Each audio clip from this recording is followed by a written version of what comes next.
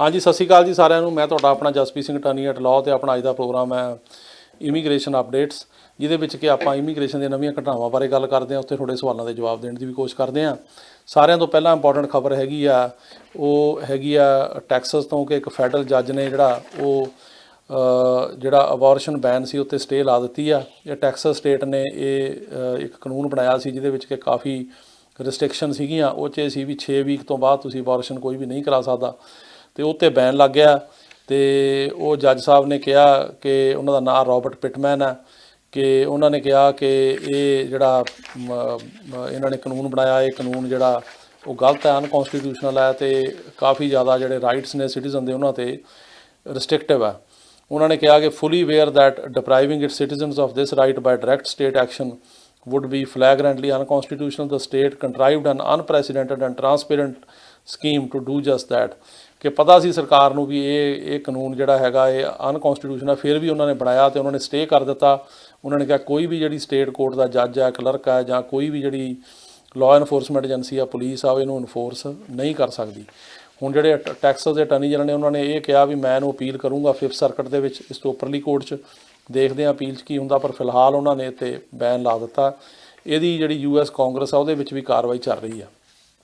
ਅਗਲੀ ਖਬਰ ਹੈਗੀ ਜਿਹੜੀ ਡੀਪੋਰਟੇਸ਼ਨ ਬਾਰੇ ਨਵੀਂ ਇਨਫੋਰਸਮੈਂਟ ਨੀਤੀ ਆ। ਉਹਦੇ ਵਿੱਚ ਤੁਹਾਨੂੰ ਮੈਂ ਦੱਸਦਾ ਕਿ ਇਹ ਜਿਹੜੀ ਨਵੀਂ ਨੀਤੀ ਜਾਰੀ ਕੀਤੀ ਗਈ ਆ, ਇਹਦੇ ਵਿੱਚ ਜਿਹੜੀ ਪਹਿਲੀ ਨੀਤੀ ਸੀ ਉਹਨੂੰ ਕੋਰਟ ਨੇ ਸਟੇ ਕਰਤਾ ਸੀ। ਫਿਰ ਇਹਨਾਂ ਨੇ ਉਹ ਟੈਕਸਸ 'ਚ ਹੀ ਕੀਤਾ, ਡਿਸਟ੍ਰਿਕਟ ਕੋਰਟ ਨੇ। ਫਿਰ ਇਹਨਾਂ ਨੇ 5th ਸਰਕਟ ਦੇ ਵਿੱਚ ਉਹਦੀ ਅੱਗੇ ਅਪੀਲ ਕੀਤੀ, ਉਹਨਾਂ ਨੇ ਸਟੇ ਕਰਤਾ ਉਹਨੂੰ, ਅਤੇ ਜਿਹੜਾ ਸਰਕਾਰ ਦੇ ਹੱਕ 'ਚ ਫੈਸਲਾ ਕੀਤਾ। ਅਤੇ ਇਹਦੇ ਵਿੱਚ ਜਿਹੜੀ ਹੁਣ ਨਵੀਂ ਨੀਤੀ ਹੈ, ਇਹਦੇ ਵਿੱਚ ਇਹ ਆ ਕਿ ਜਿਹੜੇ ਬੰਦੇ ਕਿ ਅਮਰੀਕਾ ਦੇ ਵਿੱਚ ਨੈਸ਼ਨਲ ਸਿਕਿਉਰਿਟੀ ਨੂੰ ਥਰੈਟ ਨਹੀਂ ਹੈਗੇ, ਕੋਈ ਟੈਰਰਿਜ਼ਮ ਵਗੈਰਾ ਜਾਂ ਇੱਦਾਂ ਦੇ ਕੰਮਾਂ 'ਚ ਨਹੀਂ, ਅਤੇ ਜਾਂ ਜਿਹੜੇ ਬੰਦੇ ਪਬਲਿਕ ਸੇਫਟੀ ਨੂੰ ਥਰੈਟ ਨਹੀਂ, ਜਿਨ੍ਹਾਂ ਨੇ ਕੋਈ ਕ੍ਰਾਈਮ ਨਹੀਂ ਕੀਤਾ, ਐਗਰੀਵੇਟਡ ਫੈਲਨੀ ਨਹੀਂ ਕੀਤੀ, ਅਤੇ ਉਹ ਬੰਦੇ, ਅਤੇ ਤੀਜੇ ਉਹ ਜਿਹੜੇ ਕਿ ਨਵੰਬਰ 2020 ਤੋਂ ਪਹਿਲਾਂ ਦੇ ਆਏ ਆ, ਡਿਪੋਰਟ ਨਹੀਂ ਹੋਣਗੇ। ਸੋ ਉਹੀ ਡਿਪੋਰਟ ਹੁਣ ਹੋਊਗਾ ਜਿਹਦੇ ਕੋਈ ਡੀਪੋਰਟੇਸ਼ਨ ਲੱਗੀ ਆ, ਅਤੇ ਜਿਹੜਾ ਬੰਦਾ ਉਹਦੇ ਨਾਲ ਕੋਈ ਜਿਹੜਾ ਹੈਗਾ ਉਹ ਕਿਸੇ ਕ੍ਰਾਈਮ ਦੇ ਵਿੱਚ ਇਨਵੋਲਵਡ ਆ, ਅਤੇ ਉਹਦੇ ਨਾਲ ਉਹ ਜਿਹੜਾ ਹੈਗਾ ਨੈਸ਼ਨਲ ਸਿਕਿਉਰਿਟੀ ਨੂੰ ਥਰੈਟ ਆ, ਅਤੇ ਬਾਰਡਰ ਸਿਕਿਉਰਿਟੀ ਜਿਹੜੀ ਆ ਉਹਦੇ ਵਾਸਤੇ ਉਹ ਨਵਾਂ ਹੀ ਆਇਆ, ਜਿਵੇਂ 20 ਨਵੰਬਰ ਤੋਂ ਬਾਅਦ ਆਇਆ। ਜਿਹੜੇ ਉਹ ਇਹਨਾਂ 3 ਕੈਟੇਗਰੀਆਂ 'ਚ ਨਹੀਂ ਆਉਂਦੇ, ਉਹ ਨਹੀਂ ਡਿਪੋਰਟ ਕੀਤੇ ਜਾਣਗੇ। ਅਤੇ ਇਹ ਬੜੀ ਵੱਡੀ ਇੰਪੋਰਟੈਂਟ ਜਿਹੜੀ ਹੈਗੀ ਡਿਵੈਲਪਮੈਂਟ ਆ। ਇਹਦੇ ਨਾਲ ਕੁਛ ਇਹ ਵੀ ਛੋਟ ਦਿੱਤੀ ਗਈ ਆ ਵੀ ਜਿਹੜੇ ਲੋਕ ਓਲਡ ਨੇ, ਜਾਂ ਪ੍ਰੈਗਨੈਂਟ ਲੇਡੀਜ਼ ਨੇ, ਜਾਂ ਜਿਹੜੇ ਕੋਈ ਬਿਮਾਰੀਆਂ ਨੇ, ਜਿਨ੍ਹਾਂ ਨੂੰ, ਜਾਂ ਜਿਹਨਾਂ ਨੂੰ ਕੋਈ ਤੁਰਨ ਦੀ ਪ੍ਰੋਬਲਮ ਹੈ, ਜਾਂ ਵੀਲ ਚੇਅਰਾਂ 'ਤੇ ਨੇ, ਉਹ ਵੀ ਡਿਪੋਰਟ ਜਿਹੜੇ ਆ ਉਹ ਨਹੀਂ ਹੋਣਗੇ। ਅਤੇ ਇਹ ਨੀਤੀ ਦੇ ਨਾਲ ਕਾਫੀ ਜ਼ਿਆਦਾ ਰਾਹਤ ਜਿਹੜੀ ਆ ਉਹ ਲੋਕਾਂ ਨੂੰ ਮਿਲੇਗੀ। ਇਸ ਤੋਂ ਇਲਾਵਾ ਜਿਹੜੀ ਅਗਲੀ ਖਬਰ ਆ ਇੰਪੋਰਟੈਂਟ, ਉਹ ਇਹ ਆ ਕਿ ਟਰੈਵਲ ਬੈਨ ਜਿਹੜਾ ਹੈਗਾ ਉਹ, ਜਿਵੇਂ ਆਪਾਂ ਦੱਸਿਆ ਸੀ ਪਹਿਲਾਂ ਵੀ ਉਹ ਨਵੰਬਰ ਤੋਂ ਖੁੱਲ੍ਹ ਗਿਆ। ਜਿਹੜਾ ਕਿ ਅਮਰੀਕਾ ਨੇ ਬੈਨ ਲਾਇਆ ਸੀਗਾ, ਅਤੇ ਉਹ ਹੁਣ ਨਵੰਬਰ ਤੋਂ ਖੁੱਲ੍ਹ ਜਾਏਗਾ। The US will reopen to air passengers from China, India, Britain and many other European countries which have received vaccines. ਇਹਦੇ ਵਾਸਤੇ ਵੈਕਸੀਨ ਲਵਾਉਣੀ ਜ਼ਰੂਰੀ ਆ, ਅਤੇ ਇਹਦੇ ਵਾਸਤੇ ਜਿਹੜਾ ਹੈਗਾ ਟੈਸਟ ਕਰਾਉਣਾ ਜ਼ਰੂਰੀ ਹੈ ਨੈਗੇਟਿਵ। ਅਤੇ ਉਹ ਫਿਰ ਜਿਹੜੇ ਬੰਦੇ ਨੇ ਉਹ ਨਵੰਬਰ ਤੋਂ ਆ ਸਕਣਗੇ। ਜਿਹੜਾ ਬੈਨ ਸੀਗਾ ਜਿਹੜੀਆਂ ਕੰਟਰੀਆਂ 'ਤੇ, ਉਹ ਖੁੱਲ੍ਹ ਗਿਆ। ਸੋ ਨਵੰਬਰ ਤੋਂ ਬਾਅਦ ਜੇ ਕਿਸੇ ਨੇ ਨਵਾਂ ਵਿਜ਼ਟਰ ਵੀਜ਼ਾ ਲੈਣਾ, ਉਹ ਵੀ ਅਪਲਾਈ ਕਰ ਸਕਦਾ, ਅਤੇ ਇਹ ਬੈਨ ਵੀ ਜਿਹੜਾ ਹੈਗਾ ਉਹ ਖੁੱਲ੍ਹੇਗਾ। ਇਹਦੇ ਨਾਲ ਜਿਹੜੀ ਅਗਲੀ ਇੰਪੋਰਟੈਂਟ ਖਬਰ ਆ ਉਹ ਇਹ ਹੈਗੀ ਆ ਕਿ ਅਸੈਲਮ ਦੇ ਕੇਸ ਜਿਹੜੇ ਆ ਉਹਨਾਂ 'ਤੇ ਸਾਡੀਆਂ ਪਿੱਛੇ ਇੰਟਰਵਿਊਜ਼ ਹੋਈਆਂ ਸੀਗੀਆਂ, ਅਤੇ ਉਹ ਕੇਸ ਪਾਸ ਹੋਏ ਆ। ਸੋ ਪਾਸ ਹੋ ਰਹੇ ਆ। ਉਹਦੇ ਵਾਸਤੇ ਮੇਨ ਇਸ਼ੂ ਰੀਲੋਕੇਸ਼ਨ ਦਾ ਸੀਗਾ ਕਿ ਕਿਤੇ ਹੋਰ ਜਾ ਕੇ ਰਹਿ ਸਕਦਾ। ਉੱਤੇ ਫਿਰ ਅਸੀਂ ਡਾਕੂਮੈਂਟੇਸ਼ਨ ਪ੍ਰੋਵਾਈਡ ਕੀਤੀ, ਬਹਿਸ ਹੋਈ, ਤਾਂ ਜੱਜ ਸਾਹਿਬ ਨੇ ਸਾਡੇ ਫੇਵਰ 'ਚ ਰੂਲ ਕੀਤਾ। ਸੋ ਇਹਨਾਂ ਕੇਸਾਂ ਦੇ ਵਿੱਚ ਜਿਹੜੀਆਂ ਫਾਈਨਲ ਡੇਟਾਂ ਪੈ ਰਹੀਆਂ, ਜਿਹੜੀਆਂ ਮਾਸਟਰ ਡੇਟਾਂ ਤਾਂ ਉਹ ਗਾਂਹ ਕਰ ਰਹੇ ਜਾਂ ਰਿਟਨ ਪ੍ਰੋਸੀਡਿੰਗਸ ਲੈ ਰਹੇ ਆ। ਅਤੇ ਇਹਦੇ ਨਾਲ ਜਿਹੜੀਆਂ ਸਿਟੀਜ਼ਨਸ਼ਿਪ ਦੀਆਂ ਡੇਟਾਂ ਉਹ ਵੀ ਹੋ ਰਹੀਆਂ ਨੇ, ਅੱਗੇ ਨਾਲੋਂ ਸਪੀਡ ਫੜੀ ਆ। ਅੱਗੇ ਜਿਵੇਂ ਸਾਲ ਲੱਗਦਾ ਸੀ, ਹੁਣ 9-10 ਮਹੀਨੇ 'ਚ ਡੇਟ ਆ ਜਾਂਦੀ ਤਕਰੀਬਨ। ਅਤੇ ਉਹ 'ਚ ਵੀ ਸਾਡੀਆਂ ਡੇਟਾਂ ਸੀਗੀਆਂ, ਅਤੇ ਉਹਦੇ 'ਚ ਵੀ ਜਿਹੜੇ ਬੰਦੇ ਸਿਟੀਜ਼ਨ ਬਣੇ ਆ ਉਹਨਾਂ ਵਿੱਚੋਂ 2 ਤਾਂ ਉਹ ਜਿਹਨਾਂ ਨੂੰ ਇੰਗਲਿਸ਼ ਨਹੀਂ ਸੀ ਆਉਂਦੀ। ਅਤੇ ਇਹਦਾ ਵੀ ਅੱਗੇ ਨਾਲੋਂ ਹੁਣ ਫਾਸਟ ਜਿਹੜੀ ਹੈਗੀ ਆ ਉਹ ਇੰਟਰਵਿਊਜ਼ ਵਗੈਰਾ ਹੁਣ ਆ ਰਹੀਆਂ ਨੇ। ਇਹਦੇ ਨਾਲ ਜਿਹੜੀ ਰਿਫੋਰਮ ਦੀ ਖਬਰ ਆ ਉਹ ਇਹ ਆ ਕਿ ਜਿਹੜੇ ਬਿੱਲ ਹੁਣ ਇਹਨਾਂ ਦੀ ਕੋਸ਼ਿਸ਼ ਸੀਗੀ ਜਿਹੜੇ ਡੈਮੋਕ੍ਰੈਟਿਕ ਪਾਰਟੀ ਦੇ ਲੀਡਰਾਂ ਦੀ, ਵੀ ਰੀਕਨਸੀਲੇਸ਼ਨ 'ਚ ਪਾਸ ਕੀਤੇ ਜਾਣ, ਕਿਉਂਕਿ ਰੀਕਨਸੀਲੇਸ਼ਨ ਦੇ ਵਿੱਚ ਸੈਨੇਟ ਦੇ ਵਿੱਚ 60 ਵੋਟਾਂ ਨਹੀਂ ਚਾਹੀਦੀਆਂ ਹੁੰਦੀਆਂ, 51 'ਤੇ ਪਾਸ ਹੋ ਜਾਂਦਾ। 19 ਇਹਨਾਂ ਕੋਲ ਹੈਗੀਆਂ, ਪਰ ਉਹਦੇ ਵਾਸਤੇ ਜਿਹੜਾ ਸੈਨੇਟ ਪਾਰਲੀਮੈਂਟੇਰੀਅਨ ਹੈ ਉਹਦੀ ਅਪਰੂਵਲ ਲੈਣੀ ਪੈਂਦੀ ਆ। ਸੈਨੇਟ ਪਾਰਲੀਮੈਂਟੇਰੀਅਨ ਨੇ ਜਿਹੜੀ ਡੈਮੋਕ੍ਰੈਟਿਕ ਪਾਰਟੀ ਨੇ ਉਹਨਾਂ ਨੂੰ ਬਣਾ ਕੇ ਭੇਜੇ ਸੀਗੀ ਲਿਸਟ, ਉਹ ਜਿਹੜੀ ਪਹਿਲੀ ਭੇਜੀ ਸੀ ਉਹ ਵੀ ਉਹਨੇ ਟਰਨ ਡਾਊਨ ਕਰਤੀ ਵੀ ਇਹ ਨਹੀਂ ਐਡ ਹੋ ਸਕਦੇ। ਕਾਨੂੰਨ ਜਿਹੜਾ ਸੈਕਿੰਡ ਸੀਗੀ ਪ੍ਰਪੋਜ਼ਲ ਉਹ ਵੀ ਟਰਨ ਡਾਊਨ ਕਰਤੀ ਹੈ। ਸੋ ਹੁਣ ਅਜੇ ਸਟਿਲ ਗੱਲਬਾਤ ਚੱਲ ਰਹੀ ਆ, ਉਹ ਦੇਖ ਰਹੇ ਵੀ ਕਿੱਦਾਂ ਕਰਨਾ, ਅਤੇ ਇਹਦੇ 'ਚ ਹੁਣ ਟਾਈਮ ਲੱਗੇਗਾ, ਸਮਾਂ ਲੱਗੇਗਾ। ਦੇਖਣ ਵਾਲੀ ਗੱਲ ਆ ਵੀ ਇਹ ਕਦੋਂ ਪਾਸ ਹੋਣਗੇ, ਕਿਉਂਕਿ ਇਹਨਾਂ ਵਿੱਚ ਮੇਨ ਜਿਹੜਾ ਮੁੱਦਾ ਉਹ ਦੋ ਕਾਨੂੰਨਾਂ ਦਾ, ਇੱਕ ਤਾਂ ਜਿਹੜੇ ਬੱਚੇ 21 ਸਾਲ ਤੋਂ ਘੱਟ ਇੱਥੇ ਆਏ ਸੀਗੇ ਉਹਨਾਂ ਨੂੰ ਪੱਕੇ ਕਰਨ ਦਾ, ਦੂਜਾ ਜਿਹੜੇ ਹੈਗੇ ਆ ਐਗਰੀਕਲਚਰ ਵਰਕਰ, TPS ਹੋਲਡਰ ਅਤੇ ਅਸੈਂਸ਼ੀਅਲ ਵਰਕਰ ਨੇ। ਉਹਨਾਂ ਅਸੈਂਸ਼ੀਅਲ ਵਰਕਰ ਤਕਰੀਬਨ ਜਿਹੜਾ ਬੰਦਾ ਜੋ ਵੀ ਕੰਮ ਕਰਦਾ ਇੱਥੇ ਅਮਰੀਕਾ 'ਚ ਉਹ ਸਾਰੇ ਹੀ ਆ ਜਾਂਦੇ ਨੇ। ਉਹਦੀ ਇੱਕੋ ਹੀ ਸ਼ਰਤ ਆ ਵੀ 2020 ਜਨਵਰੀ ਤੋਂ ਲੈ ਕੇ ਅਗਸਤ 2021 ਤੱਕ ਉਹਨੇ ਕੰਮ ਕੀਤਾ ਹੋਵੇ, ਅਤੇ ਉਹ ਸਾਰੇ ਕਵਰ ਹੁੰਦੇ ਆ। ਪਰ ਉਹਨਾਂ ਦਾ ਹੁਣ ਅਜੇ ਆਪਾਂ ਕੁਛ ਨਹੀਂ ਕਹਿ ਸਕਦੇ ਕਿ ਕਿੰਨਾ ਟਾਈਮ ਲੱਗੂ, ਕਿੱਦਾਂ ਹੋਊ। ਕੋਸ਼ਿਸ਼ ਜ਼ਰੂਰ ਆ ਕਿ ਇਹ ਬਿੱਲ ਪਾਸ ਹੋਣ, ਕਿਉਂਕਿ ਪਾਸ ਹੋਣ ਦੇ ਨਾਲ ਹੀ ਉਹਨਾਂ ਨੂੰ ਲੱਗਦਾ ਵੀ ਹੁਣ ਮੌਕਾ ਪਾਸ ਕਰਨ ਦਾ। ਅਤੇ ਇਸ ਤੋਂ ਇਲਾਵਾ ਬਾਕੀ ਜਿਹੜਾ ਹੁਣ ਬਾਰਡਰ ਹੈਗਾ ਉਹਦੀ ਸਿਚੁਏਸ਼ਨ ਇਹ ਹੈਗੀ ਕਿ ਜਿਹੜੇ ਬੰਦੇ ਆਉਂਦੇ ਆ ਉਹਨਾਂ ਨੂੰ ਜਿਹੜੇ 21 ਸਾਲ ਤੋਂ ਘੱਟ ਹੈਗੇ ਜਾਂ ਵੱਧ ਵੀ ਆ, ਉਹਨਾਂ 'ਚ ਮੇਨ ਆ ਵੀ ਜਿਹੜੇ 18 ਸਾਲ ਤੋਂ ਘੱਟ ਆਉਂਦੇ ਆ ਉਹਨਾਂ ਨੂੰ ਹੀ ਜਿਹੜੀ ਇੰਟਰਵਿਊ ਨਹੀਂ ਹੁੰਦੀ, ਉਹਨਾਂ ਦੇ ਬਹੁਤ ਘੱਟ ਸਵਾਲ ਹੁੰਦੇ ਆ। ਕਿਸੇ ਗਰੰਟਰ ਦੀ ਜਿਹੜੀ ਹੈਗੀ ਕਸਟਡੀ ਛੱਡ ਦਿੰਦੇ ਆ, ਜਾਂ ਜਿਹੜੇ ਮਤਲਬ ਫੈਮਲੀਆਂ ਨਾਲ ਆਉਂਦੇ ਆ, ਜਿਹੜੇ 18 ਤੋਂ ਉੱਪਰ ਆਉਂਦੇ ਉਹਨਾਂ ਦੀ ਜਿਹੜੀ ਹੁੰਦੀ ਆ ਇੰਟਰਵਿਊ ਹੁੰਦੀ, ਕ੍ਰੈਡੀਬਲ ਫੇਅਰ ਇੰਟਰਵਿਊ ਹੁੰਦੀ, ਉਹ ਜੇ ਪਾਸ ਕਰਨ ਤਾਂ ਬਾਹਰ ਆ ਜਾਂਦੇ, ਜੇ ਨਾ ਕਰਨ ਤਾਂ ਇਮੀਗ੍ਰੇਸ਼ਨ ਜੱਜ ਕੋਲ ਇੱਕ ਮੌਕਾ ਹੁੰਦਾ, ਅਤੇ ਉਸ ਤੋਂ ਬਾਅਦ ਉਹ ਫਿਰ ਜੇ ਪਾਸ ਹੋ ਜਾਣ ਤਾਂ ਆ ਸਕਦੇ, ਨਹੀਂ ਹੋਣ ਤਾਂ ਫਿਰ ਉੱਥੇ ਹੀ ਡਿਪੋਰਟ ਹੋ ਜਾਂਦੇ ਆ। ਸੋ ਇਹ ਤਾਂ ਸੀਗੀਆਂ ਇੰਪੋਰਟੈਂਟ ਖਬਰਾਂ, ਅਤੇ ਹੁਣ ਤੁਹਾਡੇ ਸਵਾਲਾਂ ਦੇ ਜਵਾਬ ਜਿਹੜੇ ਆ ਉਹ ਦੇਣ ਦਾ ਸਮਾਂ ਹੋ ਗਿਆ। ਉਹ ਮੈਂ ਕੋਸ਼ਿਸ਼ ਕਰਦਾ ਜਵਾਬ ਦੇਣ ਦੀ। ਪਹਿਲਾ ਸਵਾਲ ਤਾਂ ਇਹ ਆ ਜੀ ਕਿ ਜਿਹੜਾ F4 ਵੀਜ਼ੇ ਨੇ ਇਹਦੇ ਵਾਸਤੇ ਕਿੰਨਾ ਕੁ ਟਾਈਮ ਲੱਗੂਗਾ। ਇਹਨੂੰ ਕਾਫੀ ਟਾਈਮ ਲੱਗ ਰਿਹਾ। ਦੇਖੋ ਅਜੇ ਜਿਹੜੀ F4 ਕੈਟੇਗਰੀ ਇਹਦੇ 'ਚ ਸਤੰਬਰ 15 2005 ਜਿਹੜਾ ਚੱਲ ਰਿਹਾ, ਅਤੇ ਇਹਨੂੰ 15 ਸਾਲ ਲੱਗ ਰਹੇ ਨੇ। ਇਹਨੂੰ ਕੋਈ ਨਹੀਂ ਪਤਾ ਕਿੰਨਾ ਟਾਈਮ ਲੱਗੂਗਾ, ਜ਼ਿਆਦਾ ਟਾਈਮ ਵੀ ਲੱਗ ਸਕਦਾ। ਹੁਣ ਅਗਲੇ ਮਹੀਨੇ ਦੇਖਾਂਗੇ ਕਿੰਨਾ ਕੁ ਮੂਵ ਹੁੰਦਾ।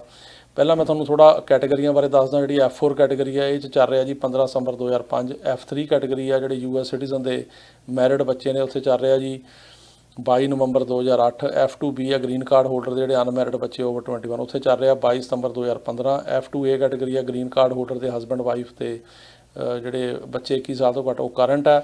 F1 ਕੈਟੇਗਰੀ ਚੱਲ ਰਿਹਾ ਜੀ 1 ਦਸੰਬਰ 2014। ਸੋ ਇਹ ਡੇਟਾਂ ਹੁਣ ਚੱਲ ਰਹੀਆਂ ਨੇ, ਅਤੇ ਇਹਨਾਂ ਦੇ ਵਿੱਚ ਹੁਣ ਇਹ ਅਕਤੂਬਰ ਦਾ ਵੀਜ਼ਾ ਬੁਲੇਟਿਨ ਆ, ਤਾਂ ਦੇਖੋ ਹੁਣ ਕਿੰਨਾ ਟਾਈਮ ਲੱਗਦਾ। ਇਹਦੇ ਬਾਰੇ ਕੁਛ ਕਹਿ ਨਹੀਂ ਸਕਦੇ ਵੀ ਕਿੰਨਾ ਕੁ ਫਾਸਟ ਹੋਏਗਾ। ਅਗਲਾ ਸਵਾਲ ਹੈ ਜੀ, ਉਹ ਕਹਿ ਰਹੇ ਆ ਕਿ ਮੈਕਸੀਕੋ ਬਾਰਡਰ ਬਾਰੇ ਦੱਸੋ। ਉਹਦੇ ਬਾਰੇ ਦੱਸਿਆ ਜੀ ਕਿ ਉੱਥੇ ਜਿਹੜੇ ਬੰਦੇ 18 ਸਾਲ ਤੋਂ ਘੱਟ ਉਮਰ ਦੇ ਆਉਂਦੇ ਆ ਉਹਨਾਂ ਨੂੰ ਜਿਹੜਾ ਹੈਗਾ ਉਹ ਘੱਟ ਸਵਾਲ ਪੁੱਛਦੇ ਆ, ਕਿਸੇ ਗਰੰਟਰ ਕੋਲ ਛੱਡਣ ਦੇ। ਜਿਹੜੇ ਜ਼ਿਆਦਾ ਵੱਡੀ ਉਮਰ ਦੇ ਆਉਂਦੇ ਉਹਨਾਂ ਦੀ ਕ੍ਰੈਡੀਬਲ ਫੇਅਰ ਇੰਟਰਵਿਊ ਹੁੰਦੀ ਆ, ਅਤੇ ਜੇ ਪਾਸ ਹੋਣ ਤਾਂ ਆ ਸਕਦੇ, ਨਾ ਹੋਣ ਤਾਂ ਫਿਰ ਇਮੀਗ੍ਰੇਸ਼ਨ ਜੱਜ ਕੋਲ ਜਾਂਦਾ, ਉੱਥੇ ਉਹਦਾ ਫੈਸਲਾ ਹੁੰਦਾ। ਜੇ ਉੱਥੇ ਵੀ ਪਾਸ ਨਾ ਹੋਣ ਤਾਂ ਫਿਰ ਡਿਪੋਰਟ ਕੀਤਾ ਜਾਂਦਾ। ਅਗਲਾ ਸਵਾਲ ਹੈ ਜੀ ਕਿ F4 ਕੈਟੇਗਰੀ 'ਚ 2003 ਦਾ ਕੇਸ ਆ। ਸਾਡੀ ਜਿਹੜੀ 2021 ਦੇ ਵਿੱਚ ਜਿਹੜੀ ਇੰਟਰਵਿਊ ਹੈਗੀ ਆ ਉਹ ਮਤਲਬ ਹੋਈ ਸੀਗੀ, ਅਤੇ ਉਸ ਤੋਂ ਬਾਅਦ ਉਹਦਾ ਅਜੇ ਤੱਕ ਕੁਛ ਨਹੀਂ ਆਇਆ। ਦੇਖੋ ਇਹਦੇ ਬਾਰੇ ਅਜੇ ਕੁਛ ਨਹੀਂ ਕਹਿ ਸਕਦੇ ਜੀ। ਅਤੇ ਜੇ ਤੁਹਾਡੀ ਇੰਟਰਵਿਊ ਹੋ ਗਈ ਆ ਤਾਂ ਕਿਉਂ ਨਹੀਂ ਤੁਹਾਡਾ ਰਿਜ਼ਲਟ ਆਇਆ, ਵੇਟ ਕਰੋ ਜਾਂ ਇਨਕੁਆਇਰੀ ਪਾਉਣੀ ਚਾਹੀਦੀ ਆ ਤੁਹਾਨੂੰ। ਅਗਲਾ ਸਵਾਲ ਹੈ ਜੀ ਕਿ ਕੋਈ ਨਵੀਂ ਯੂ ਵੀਜ਼ੇ ਦੀ ਅਪਡੇਟ। ਹਾਂਜੀ, ਯੂ ਵੀਜ਼ੇ ਦੀ ਅਪਡੇਟ ਹੈਗੀ ਹੈ। ਇਹਦੇ ਵਿੱਚ ਜਿਹੜੇ ਹੁਣ ਵਰਕ ਪਰਮਿਟ ਦੇਣੇ ਸ਼ੁਰੂ ਕੀਤੇ ਆ ਉਹਨਾਂ ਨੇ, ਜਿਨ੍ਹਾਂ ਦੀਆਂ ਜਿਹੜੀਆਂ ਪੁਲਿਸ ਰਿਪੋਰਟਾਂ ਗਈਆਂ ਅਤੇ ਜਿਨ੍ਹਾਂ ਦਾ ਜਿਹੜਾ ਕੇਸ ਆ ਉਹ ਅਪਲਾਈ ਹੋਇਆ ਨਾਲ ਉਹਨਾਂ ਦਾ ਕੋਈ ਇੰਜਰੀ ਹੋਈ ਆ, ਪੁਲਿਸ ਦੀ ਜਿਹੜੀ ਵੈਰੀਫਿਕੇਸ਼ਨ ਗਈ ਆ ਉਹਨਾਂ ਨੂੰ ਕਰ ਰਹੇ ਆ ਜੀ। ਅਗਲਾ ਸਵਾਲ ਹੈ ਜੀ ਕਿ ਸਾਡਾ F4 ਦਾ ਕੇਸ ਮਈ 2013 ਦਾ ਅਪਲਾਈ ਕੀਤਾ ਸੀਗਾ, ਅਤੇ ਅਜੇ ਤੱਕ ਸਾਡੀ ਡੇਟ ਨਹੀਂ, ਕਿੰਨਾ ਟਾਈਮ ਲੱਗੂਗਾ। ਅਜੇ ਤਾਂ ਜੀ ਉੱਥੇ F4 2005 ਚੱਲ ਰਿਹਾ, ਅਤੇ 13 ਨੂੰ ਤਾਂ ਬਹੁਤ ਟਾਈਮ ਲੱਗਣਾ, ਜੇ 7-8 ਸਾਲ ਹੋਰ ਲੱਗ ਸਕਦੇ ਆ। ਅਗਲਾ ਸਵਾਲ ਹੈ ਜੀ ਕਿ ਉਹ ਇਹ ਕਹਿ ਰਹੇ ਆ ਕਿ ਮੇਰੇ ਭਰਾ ਨੇ 2011 'ਚ ਅਪਲਾਈ ਕੀਤਾ ਸੀ, ਕਿੰਨਾ ਟਾਈਮ ਲੱਗੂ। 2005 ਚੱਲ ਰਿਹਾ ਜੀ, 11 'ਚ ਤਾਂ ਜੇ 5-6 ਸਾਲ ਹੋਰ ਲੱਗ ਸਕਦੇ ਆ। ਅਗਲਾ ਸਵਾਲ ਹੈ ਜੀ ਕਿ ਜਿਹੜੇ ਵਿਜ਼ਟਰ ਵੀਜ਼ੇ ਆ ਇਹ ਕਦੋਂ ਸ਼ੁਰੂ ਹੋਣਗੇ, ਇਹਨਾਂ ਬਾਰੇ ਦੱਸੋ। ਇਹਨਾਂ ਬਾਰੇ ਇਹੀ ਆ ਜੀ, ਨਵੰਬਰ ਤੋਂ ਇਹ ਸ਼ੁਰੂ ਹੋਏਗਾ ਪ੍ਰੋਸੈਸ, ਅਤੇ ਨਵੰਬਰ ਤੋਂ ਸ਼ੁਰੂ ਹੋਏਗਾ। ਹੁਣ ਦੇਖੋ ਨਵੰਬਰ ਤੋਂ ਬਾਅਦ ਫਿਰ ਜਿਹੜਾ ਬੰਦਿਆਂ ਨੂੰ ਵੀਜ਼ੇ ਲੱਗੇ ਉਹ ਆ ਸਕਦੇ ਆ, ਨਵੇਂ ਵੀ ਅਪਲਾਈ ਕਰ ਸਕਦੇ ਆ। ਅਗਲਾ ਸਵਾਲ ਹੈ ਜੀ ਕਿ ਜਿਹੜਾ I-130 ਪਟੀਸ਼ਨ ਅਪਲਾਈ ਕੀਤੀ ਸੀ ਜੀ ਮਾਰਚ 2021 ਦੇ ਵਿੱਚ, ਅਤੇ ਇਹਨੂੰ ਮਤਲਬ ਕਿੰਨਾ ਟਾਈਮ ਲੱਗੂਗਾ। ਇਹ ਇਸ ਤਰ੍ਹਾਂ ਜੀ ਕਿ ਇਹਨੂੰ ਅਪਰੂਵਲ ਨੂੰ ਅੱਜ ਕੱਲ੍ਹ ਟਾਈਮ ਲੱਗਦਾ। ਅੱਗੇ ਤਾਂ 6-7 ਮਹੀਨੇ 'ਚ ਅਪਰੂਵ ਹੋ ਜਾਂਦੀ ਸੀ, ਹੁਣ ਸਾਲ ਤੋਂ 1.5 ਸਾਲ ਵੀ ਲੱਗ ਰਿਹਾ, ਤੁਹਾਨੂੰ ਵੇਟ ਕਰਨੀ ਪੈਣੀ ਆ। ਅਗਲਾ ਸਵਾਲ ਹੈ ਜੀ ਕਿ F4 ਕੈਟੇਗਰੀ ਜੁਲਾਈ 10 'ਚ ਜਿਹੜਾ ਹੈਗਾ ਉਹ ਬੇਟੇ ਦੀ ਉਮਰ 17 ਸਾਲ ਦੀ ਸੀਗੀ, ਅਤੇ ਹੁਣ ਉਹਦੀ ਉਮਰ ਜਿਹੜੀ ਹੈਗੀ ਜ਼ਿਆਦਾ ਹੋ ਗਈ, ਉਹ ਆ ਸਕਦਾ। ਦੇਖੋ ਇਹ 'ਚ ਚਾਈਲਡ ਸਟੇਟਸ ਪ੍ਰੋਟੈਕਸ਼ਨ ਐਕਟ ਦੇ ਮੁਤਾਬਕ ਦੇਖਣਾ ਪੈਣਾ, ਕਿ ਉਹਦੇ ਵਿੱਚ ਦੇਖਣਾ ਪੈਂਦਾ ਵੀ ਅਪਲਾਈ ਕਦੋਂ ਹੋਇਆ, ਫਿਰ ਅਪਰੂਵ ਕਦੋਂ ਹੋਇਆ, ਅਤੇ ਫਿਰ ਜਦੋਂ ਜਿਹੜੀ ਪ੍ਰਾਇਓਰਟੀ ਡੇਟ ਕਰੰਟ ਆ ਉਹਦੇ 'ਚ ਕੀ ਏਜ ਹੈਗੀ ਆ, ਅਤੇ ਉਹ ਫਿਰ ਉਹ ਟਾਈਮ ਕੱਢਿਆ ਜਾਂਦਾ ਉਹਦੇ ਵਿੱਚੋਂ। ਜੇ ਉਹਦੇ ਅੰਡਰ ਕਵਰ ਹੁੰਦਾ ਤਾਂ ਆ ਸਕਦਾ, ਅਦਰਵਾਈਜ਼ ਨਹੀਂ। ਅਗਲਾ ਸਵਾਲ ਹੈ ਜੀ ਕਿ ਉਹ ਇਹ ਕਹਿ ਰਹੇ ਆ ਕਿ F2 ਦੀ ਇੰਟਰਵਿਊ ਜਿਹੜੀਆਂ ਹੈਗੀਆਂ F2A ਦੀਆਂ ਕਦੋਂ ਹੋਣਗੀਆਂ, ਅਜੇ ਹੋ ਨਹੀਂ ਰਹੀਆਂ। ਹਾਂਜੀ, F2A category basically green card holder ਦੇ ਹਸਬੈਂਡ ਵਾਈਫ ਤੇ 21 ਸਾਲ ਤੋਂ ਘੱਟ ਜਿਹੜੀ ਬੱਚਿਆਂ ਦੀ ਹੈਗੀ ਕੈਟਾਗਰੀ, ਇਹਨੂੰ ਹੁਣ ਇੰਟਰਵਿਊਜ਼ ਜਿਹੜੀਆਂ ਨੇ ਉਹ ਅਜੇ ਕੁਝ ਕਹਿ ਨਹੀਂ ਸਕਦੇ, ਉਹ 2-2 ਮਹੀਨੇ ਕਰਕੇ ਡਿਲੇ ਕਰ ਰਹੇ ਆ। ਅਗਲਾ ਸਵਾਲ ਹੈ ਜੀ ਕਿ ਜਿਹੜੇ ਬਿੱਲ ਹੈਗੇ ਇਹਨਾਂ ਦਾ ਕੀ ਬਣੂਗਾ। ਇਹਦੇ ਬਾਰੇ ਮੈਂ ਦੱਸ ਕੇ ਹਟਿਆ ਜੀ, ਇਹਦੇ ਬਾਰੇ ਕੁਝ ਨਹੀਂ ਅਜੇ ਕਹਿ ਸਕਦੇ। ਸੈਨੇਟ ਦੇ ਵਿੱਚ ਗੱਲ ਅੜੀ ਆ, ਉਹਦੇ ਵਿੱਚ ਜਿਹੜੇ ਰੀਕਨਸੀਲੇਸ਼ਨ 'ਚ ਕਰਨ ਦੀ ਕੋਸ਼ਿਸ਼ ਹੈਗੀ ਇਹਨੂੰ ਪਾਸ, ਕਿਉਂਕਿ ਉਹਦੇ 'ਚ 51 ਵੋਟਾਂ ਚਾਹੀਦੀਆਂ, ਉੱਦਾਂ 60 ਚਾਹੀਦੀਆਂ ਨੇ, ਅਤੇ ਇਸ ਕਰਕੇ ਉਹ 'ਚ ਕੋਸ਼ਿਸ਼ ਹੋ ਰਹੀ ਆ। ਪਰ ਸੈਨੇਟ ਪਾਰਲੀਮੈਂਟੇਰੀਅਨ ਨੇ ਉਹ ਵੀ ਜਿਹੜੀ ਕੋਸ਼ਿਸ਼ ਆ ਉਹ ਫੇਲ ਕਰਤੀ। ਉਹਨੇ ਕਿਹਾ ਬਿੱਲ ਨਹੀਂ ਅਟੈਚ ਹੋ ਸਕਦੇ ਉਹਦੇ ਨਾਲ ਬਜਟ ਨਾਲ। ਹੁਣ ਦੇਖਣ ਵਾਲੀ ਗੱਲ ਆ ਕੀ ਹੋਏਗਾ। ਸਾਡਾ ਕੇਸ ਉਹ ਕਹਿ ਰਿਹਾ 2004 ਦਾ ਹੈਗਾ, F4 ਦਾ ਨਵੰਬਰ ਦਾ, ਇਹਦਾ ਇੰਟਰਵਿਊ ਨਹੀਂ ਆਈ।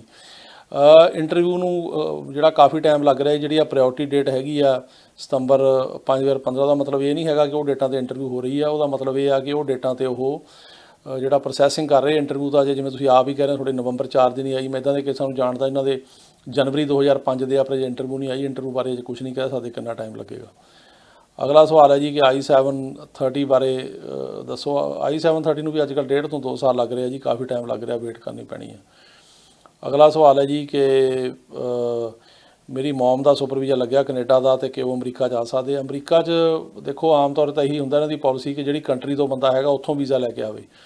ਸੋ ਜੇ ਉਹ ਕੈਨੇਡਾ 'ਚ ਹੈਗੇ ਆ ਤਾਂ ਨਵੰਬਰ ਤੋਂ ਬਾਅਦ ਟਰਾਈ ਕਰਕੇ ਦੇਖ ਲੈਣ, ਪਰ ਅਜੇ ਕੁਝ ਕਹਿ ਨਹੀਂ ਸਕਦੇ, ਕਿਉਂਕਿ ਆਮ ਤੌਰ 'ਤੇ ਇਹੀ ਕਹਿੰਦੇ ਆ ਕਿ ਤੁਸੀਂ ਇੰਡੀਆ ਤੋਂ ਲੈ ਕੇ ਆਓ। ਸੋ ਇਹ ਕਹਿ ਸਕਦੇ ਕਿ ਇੰਡੀਆ ਤੋਂ ਜਾ ਕੇ ਉੱਥੋਂ ਲੈ ਕੇ ਆਓ।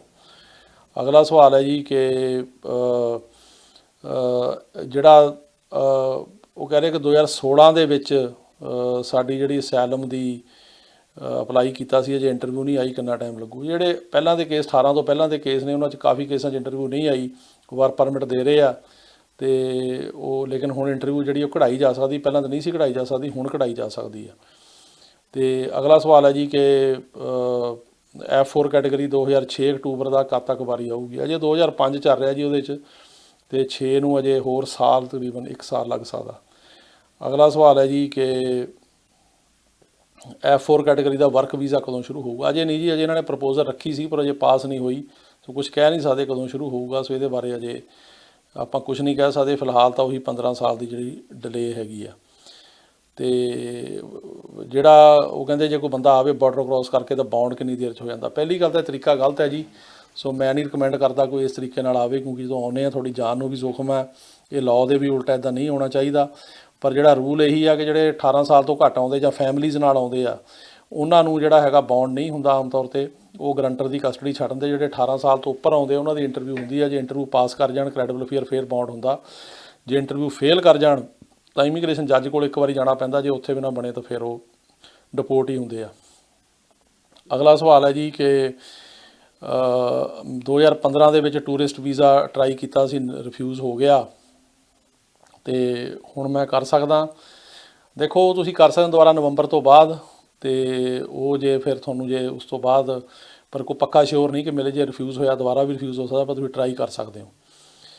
ਅਤੇ ਇਸ ਤੋਂ ਬਾਅਦ ਇਹ ਆ ਜੀ ਕਿ ਉਹ ਕਹਿੰਦੇ ਨੇ ਕਿ ਇਹ ਵੀ ਅਸੀਂ ਸੁਣਿਆ ਕਿ ਕਈ ਜਿਹੜੇ ਹੁਣ ਪੱਗ ਬੰਨ੍ਹ ਕੇ ਆਉਂਦੇ, ਪੱਗ ਵਾਲਿਆਂ ਨੂੰ ਵੀਜ਼ਾ ਨਹੀਂ ਮਿਲਦਾ ਅਮਰੀਕਾ ਦਾ। ਇਹੋ ਜਿਹੀ ਕੋਈ ਗੱਲ ਨਹੀਂ ਜੀ। ਉਹ ਤਾਂ ਇਹ ਦੇਖਦੇ ਆ ਕਿ ਇਹ ਬੰਦਾ ਵਾਪਸ ਮੁੜੇਗਾ ਕਿ ਇੱਥੇ ਰਹੇਗਾ। ਸੋ ਇਹੋ ਜਿਹੀ ਡਿਸਕ੍ਰਿਮੀਨੇਸ਼ਨ ਨਹੀਂ ਹੈਗੀ ਇਸ ਮੁਲਕ ਦੇ ਵਿੱਚ, ਇਸ ਕਿਸਮ ਦੀ ਕੋਈ ਗੱਲ ਨਹੀਂ ਹੈਗੀ।